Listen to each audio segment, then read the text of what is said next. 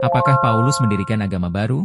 Tentu tidak, karena para murid Yesus dan jemaat mula-mula sudah percaya dan menyembah Yesus sebagai Tuhan bahkan sebelum Paulus bertobat. Sebelum Paulus menjadi rasul, jemaat di Yerusalem, Antiokhia, dan daerah lain sudah menyebut Yesus sebagai Mesias, Anak Allah, dan menyembahnya dalam doa dan ibadah. Baca Kisah Para Rasul 2 dan 4. Paulus bukan pencipta ajaran, tapi penerima wahyu.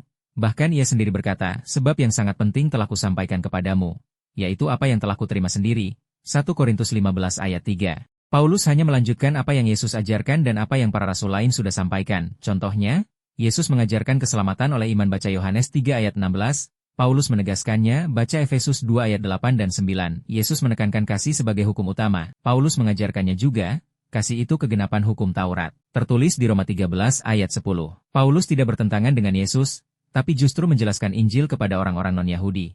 Lalu kenapa banyak yang menuduh Paulus menciptakan agama Kristen? Karena Paulus mengajar bahwa keselamatan tidak lagi melalui hukum Taurat, tapi melalui iman kepada Yesus. Tapi keputusan ini bukan dari Paulus sendiri. Ini adalah keputusan bersama para rasul lain dalam sidang di Yerusalem. Baca Kisah 15. Bahkan istilah Kristen bukan ciptaan Paulus. Itu julukan yang diberikan oleh orang luar kepada para pengikut Kristus di Antiokhia, tersurat di Kisah 11 ayat 26. Paulus sendiri menyebut ajarannya sebagai Injil Kristus. Kalau Paulus cuma ngarang agama sendiri, mengapa dia rela menderita, dianiaya, dipenjara, dan akhirnya mati syahid? Apakah orang yang mengarang agama rela kehilangan semuanya demi sesuatu yang dia tahu palsu? Tentu tidak, tapi Paulus rela, karena dia berjumpa langsung dengan Kristus yang bangkit.